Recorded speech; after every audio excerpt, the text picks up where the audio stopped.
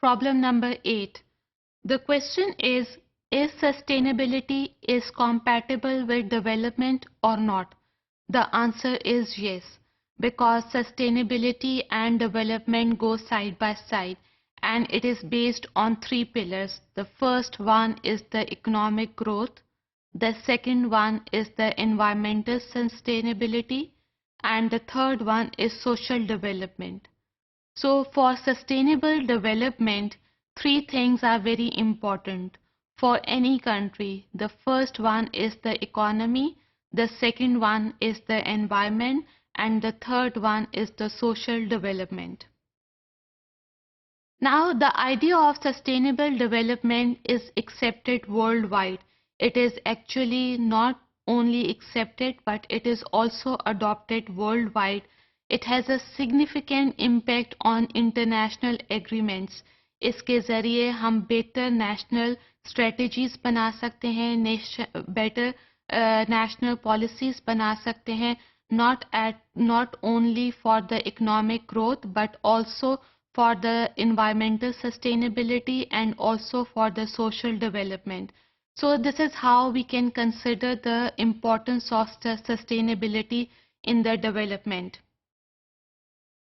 Now to answer this question that whether sustainability is compatible with the development or not, it is very important to study Millennium Development Goal, which is commonly known as MDG.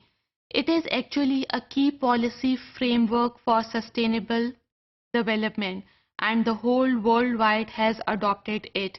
It is again determined by three pillars, which are actually to achieve the economic growth, to ensure environmental sustainability, and to ensure the social development.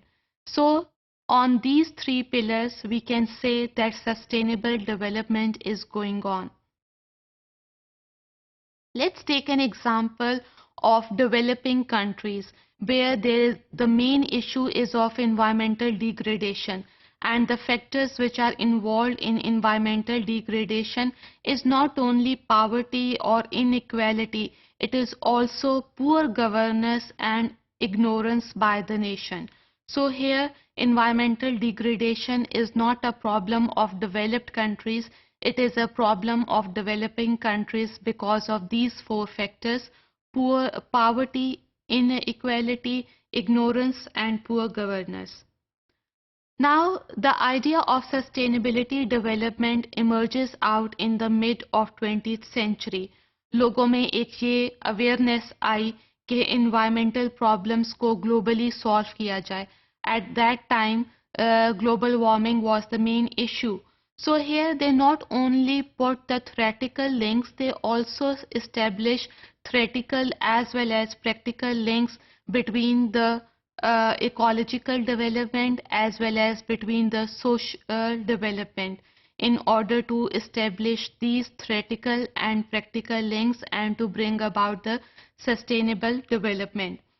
In the mid of 20th century, again the idea was originated, that is the balance of nature, equilibrium in the nature that has to be maintained by the human beings. That is the responsibility of the mankind to maintain the balance of the nature.